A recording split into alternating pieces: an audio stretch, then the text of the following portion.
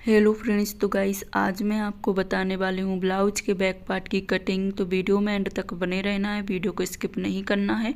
यहाँ पर जो हमने अस्तर लिया है वो लिया है 1 मीटर, और जो हमारी चेस्ट साइज है 38 चेस्ट साइज है अगर आपके ब्लाउज की, तो आपको अस्तर यहाँ पर 1 मीटर लेना है। ठीक है, इससे ज़्यादा नहीं लेना है क्योंकि बन जाता है आराम से। ठीक है, अब यहाँ पर जो भी आपकी चेस्ट है उसका आपको चौथा भाग कर लेना है, और चौथा भाग का मार्क करना है। तो यहाँ पर हमारा आया 9 इंच 3 सूत, और उसमें हम 1.5 इंच प्लस करेंगे क्या, सिलाई मार्जिन के लिए। ठीक है, 1.5 इंच आपको प्लस कर लेना है सिलाई मार्जिन का। और यहाँ पर आपको जो आपका लाइनिंग पार्ट है उसको अच्छे से बिछा लेना है। बिछाने के बाद मैं एक बार और आपको चेस्ट बताऊंगी, जैसे आपकी चेस्ट जो भी है, ठीक है, मान लो उसका आपको चौथा भाग लेना है और उसमें आपको 1.5 इंच प्लस कर लेना है। ठीक है, जो आपका सिलाई मार्जिन रहेगा। अब इसके बाद आपको जो आपका अस्तर है वो फोल्ड पार्ट आपकी ओर होना चाहिए, इस बात का ध्यान रखें। ठीक है, इसके बाद आपको लेनी है ब्लाउज़ की लेंथ। ठीक है, तो जब भी आप लोग ब्लाउज़ की लेंथ लेते हैं तो मैं हर वीडियो में आपको बताती हूँ कि जो भी आपकी लेंथ है उसमें आपको 1 इंच प्लस करके लेना होता है, क्योंकि 1/2 इंच ही आपका शोल्डर पर सिलाई करते समय जाता है और 1/2 इंच आपका नीचे कमर में जाता है, कमर पट्टी लगाते समय। ठीक है, तो इस तरीके से मैं 1 इंच यहाँ पर प्लस करके लूँगी। तो यहाँ पर मैं मार्किंग करूँगी 15.5 इंच पर, रेडी लेंथ मुझे चाहिए 14.5 इंच। ठीक है, तो यहाँ पर हम 15.5 इंच पर डबल मार्किंग करेंगे, इसी तरीके से आपको भी करनी है। ठीक है, तो यहाँ पर हम अब ऊपर की ओर आएंगे और शोल्डर लेंगे। ठीक है, शोल्डर आपको क्या करना है, सबसे पहले आपको लाइन को स्ट्रेट कर लेना है, उसके बाद आपको शोल्डर की मार्किंग करनी है। तो यहाँ पर हम चौक चेंज कर रहे थे, क्योंकि आप लोगों को चौक अगर क्लियर नहीं दिखेगी तो आपको समझ में कैसे आएगा। तो यहाँ पर हमने वाइट चौक लिया है, मेरे हिसाब से वाइट अच्छा दिखेगा। ठीक है, तो यहाँ पर जो शोल्डर लिया है 38 चेस्ट में आपको शोल्डर लेना है 6 इंच डीप नेक के अकॉर्डिंग। ठीक है, जितना आपने शोल्डर लिया है उतना ही आपको आर्मोल लेना है। 6 इंच हम यहाँ पर आर्मोल लेंगे, मतलब 6 इंच। ओके, लाइन को हम यहाँ पर स्ट्रेट कर लेंगे।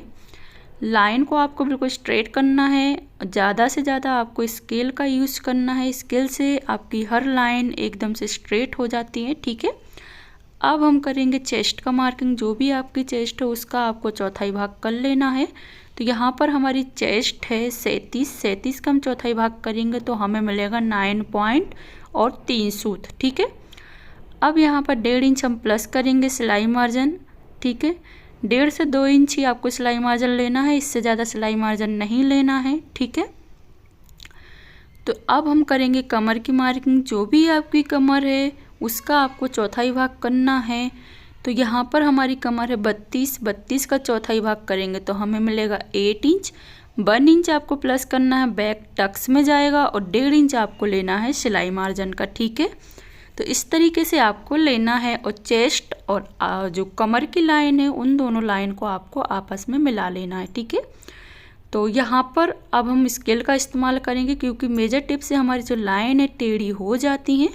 तो यहाँ पर हम स्केल ले लेंगे। ठीक है, तो आपको छोटा और बड़ा दोनों ही स्केल आपके साथ में रखना है। ठीक है, अब यहाँ पर हमने लाइन को स्ट्रेट कर लिया है, आप लोग देख सकते हैं। इसी तरीके से आपको लाइन को स्ट्रेट कर लेना है। उसके बाद आपको क्या करना है, जो आपका आर्मोल है, आर्मोल की गोलाई करनी है 1 इंच पर। ठीक है, 1 इंच, कहीं भी आपको सेंटीमीटर का यूज नहीं करना है। जो भी हम मार्किंग करते हैं वो 1 इंच के अकॉर्डिंग ही करते हैं। ठीक है, 1 इंच 2 इंच इंच के हिसाब से हम मेजर टेप को यूज करते हैं। ठीक है, अब यहाँ पर हमने आर्मोल की गोलाई कर ली है। इसके बाद आपको क्या करना है, बैक टक्स डालना है। तो जो फर्स्ट टक्स हमने लिया है 3.5 इंच पर, जो दूसरा टक्स लिया है वो लिया है हमने 4.5 इंच पर। ठीक है, टक्स लेंथ आपको लेनी है 4.5 इंच। अब यहाँ पर आपको छोटा वाला स्केल लेना है और आपस में आपको लाइनों को मिला लेना है। लाइनें मिलाते समय आपको ध्यान रखना है, जो आप ऊपर मैंने क्रॉसिंग मार्किंग की है ये मार्किंग आपको ज़रूर करनी है। ठीक है, उसके बाद अब आपको क्या करना है, शोल्डर पर आना है और नेक विड्थ लेनी है। ठीक है, तो यहाँ पर नेक विड्थ हम रखेंगे, मतलब गले की चौड़ाई शोल्डर पर हम रखेंगे 2.5 इंच मतलब 2.5 इंच, ठीक है, 2.5 इंच, ठीक है। अब आपको नीचे की ओर आना है और हमारे कस्टमर को रेडी जो पट्टी है नीचे की वो चाहिए 5 इंच। तो इसमें हम 1 इंच प्लस करके लेंगे 6 इंच, क्योंकि हमारा ऊपर भी सिलाई में जाएगा और कमर में भी सिलाई में जाएगा, ठीक है। तो यहाँ पर अब जो भी आपका गला आएगा, तो यहाँ पर गला हमारा आया है 9.5 इंच। अब नीचे की ओर आपको आना है और 2.5 इंच पर मार्क कर लेना है। जो हमने 2.5 इंच पर मार्क किया हुआ है, अब यहाँ पर आपको बड़ी स्केल ले लेनी है। लाइन को हम यहाँ पर स्ट्रेट कर लेंगे, ठीक है। इस तरीके से आपको लाइन को स्ट्रेट कर लेना है। अब यहाँ पर हम गले की गोलाई करेंगे। यहाँ पर हम राउंड नेक बनाने वाले हैं, तो 1 इंच पर आपको मार्किंग करनी है राउंड नेक में, ठीक है। अगर आप लोग बोट गला बनाते हैं तो उसका ध्यान आपको अलग रखना है। राउंड नेक में आपको 1 इंच की ही गोलाई करनी है, ठीक है। अगर आप लोग यहाँ पर कोई और गला बनाना चाहते हैं तो अपने अकॉर्डिंग बना सकते हैं, लेकिन ये गला हमारा नॉर्मल गला नहीं है। ये इस गले को मैं डिजाइनर बनाऊंगी, अभी बाद में मैं बताऊंगी इसमें क्या डिजाइन डालने वाली हूँ, ठीक है। तो वीडियो में एंड तक बने रहना है, वीडियो को स्किप नहीं करना है। शोल्डर डाउन कर लेना है। अब इसके बाद आपको क्या करना है, जो हमने शोल्डर डाउन कर लिया है यहाँ पर, अब आपको इसकी कर लेनी है कटिंग। जो भी आपने मार्किंग की हुई है उसी मार्किंग के ऊपर से आपको यहाँ पर कटिंग कर लेनी है, ठीक है। तो बिल्कुल हम मार्किंग के अकॉर्डिंग ही कट यहाँ पर कर लेंगे पूरे ब्लाउज को, ठीक है। तो यहाँ पर हमने पूरी कटिंग कर ली है, आप लोग देख सकते हैं। अब जो भी आपने टक्स लिए हुए हैं, टक्स में आपको छोटे छोटे से कट लगा लेने हैं। जब आप लोग सिलाई करते हो उस समय आपको ये बहुत काम में आते हैं, तो आपको टक्स का कट ज़रूर लगाना है। जैसे फिटिंग का हो गया, टक्स का हो गया, ठीक है। तो ये कट आपको ज़रूर लगा लेने हैं, ठीक है। तो यहाँ पर हम कट लगा लेंगे। कमर का हमने लगा लिया है, चेस्ट का कट और हम लगा लेंगे। अगर आपको आर्महोल थोड़ा बहुत ऐसा वैसा लगता है या फिर ज़्यादा गोलाई नहीं है तो आप लोग छांट सकते हैं, इसमें कोई डरने वाली बात नहीं है, लेकिन ज़्यादा नहीं छांटना है। अब यहाँ पर हम चेस्ट का कट लगा लेंगे। इसके बाद हम करेंगे गले की कटिंग, ठीक है। अब जो हम गला कट करेंगे ना, इस गले को आपको फेंकना नहीं है।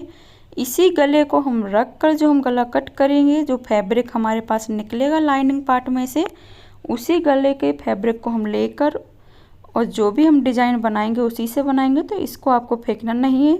जैसे हम कट करेंगे लाइनिंग पार्ट में से जो हमारा फैब्रिक निकलेगा,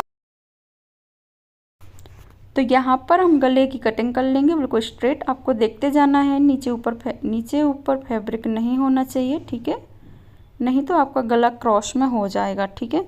तो यहाँ पर जो हमारा लाइनिंग पार्ट निकला हुआ है उसको हम साइड में रख लेंगे।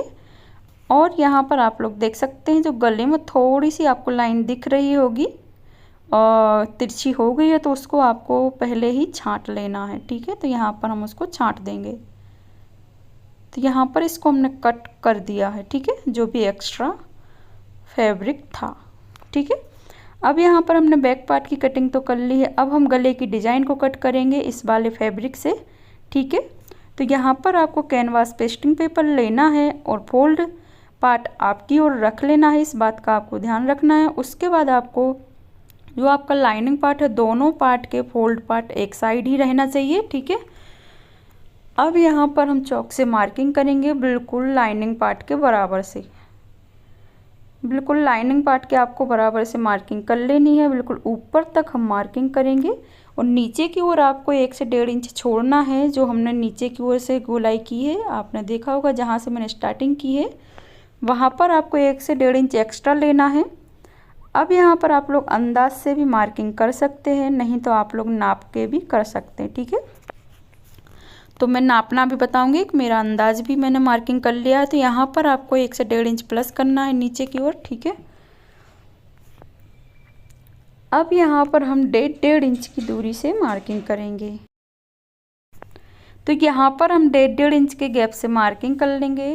तो मैंने वैसे अंदाज से भी आपको बताया हुआ है। उसके बाद आपको अगर मार्किंग द्वारा करना है तो 1.5 इंच ले लेना है, ठीक है।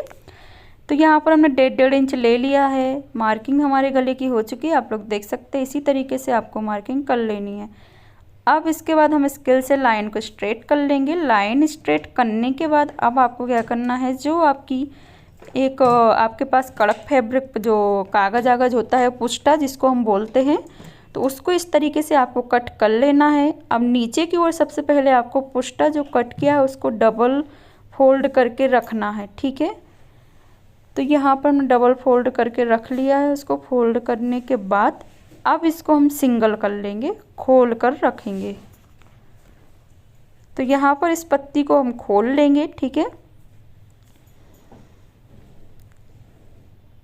अब ऐसे ही आपको ऊपर तक मार्किंग कर लेनी है फटाफट, ठीक है। आपकी जो गले की मार्किंग है, गले की मार्किंग से आपको बाहर की ओर नहीं करना है, गले की मार्किंग से अंदर की ओर ही आपकी मार्किंग रहनी चाहिए। तो यहाँ पर हम गले की मार्किंग की जो मार्किंग है हमारी, उसके अंदर ही आपको मार्किंग करनी है, इस बात का ध्यान रखें। अब यहाँ पर आपको बिल्कुल प्रॉपर करते जाना है मार्किंग ऊपर तक, ठीक है। इतना ही आप लोग अगर लेंगे तो आपका जो कट वर्क है बहुत फिनिशिंग से आएगा, वो बहुत प्यारा दिखेगा। अगर छोटा लेते हैं ना तो वो एकदम वैसा दिखता है, फिनिशिंग से नहीं दिखता है, ठीक है। अब यहाँ पर हम 4 से 5 अल्पिन्स लगा लेंगे, ताकि जो आपका कट वर्क जो आपने बनाया हुआ है वो इधर उधर ना बिखरे, ठीक है। तो आपको अल्पिन्स लगानी है, जो खाली जगह है मार्किंग पर आपको अल्पिन्स नहीं लगानी है। अब यहाँ पर इसकी हम कटिंग करेंगे, तो आपको डायरेक्ट कट नहीं करना है, इस तरीके से कटिंग करनी है, बिल्कुल गोलाई करते हुए। आप लोग देख सकते हैं इस तरीके से यहाँ पर हम कटिंग करेंगे। बिल्कुल आपको मार्किंग के अकॉर्डिंग ही यहाँ पर कटिंग करनी है, उससे एक्स्ट्रा कटिंग नहीं करनी है, प्रॉपर गोलाई करते हुए। अब यहाँ पर हम पूरी कटिंग कर लेंगे, इसी तरीके से आपको कट कर लेना है। तो इसी तरीके से हमने यहाँ पर कटिंग कर ली है और अल्पिन्स को हम निकाल के रख देंगे। तो इस तरीके से हमारी कटिंग हो चुकी है। अब हम बैक पार्ट पर आपको इसको लगा कर बताएंगे और प्रेस से आपको इसको पेस्ट कर लेना है, ठीक है। पेस्ट करने के बाद इसकी स्टिचिंग जो है, इसका स्टिचिंग का वीडियो भी मैं आप लोगों के साथ जल्दी शेयर करूंगी। तो जो भी हमारे चैनल पर नए हैं तो प्लीज़ चैनल को सब्सक्राइब कर दें और वीडियो को ज़्यादा से ज़्यादा शेयर करें और एक प्यारा सा कमेंट कर दें। Thanks for watching, bye bye guys, मिलते हैं नेक्स्ट वीडियो में।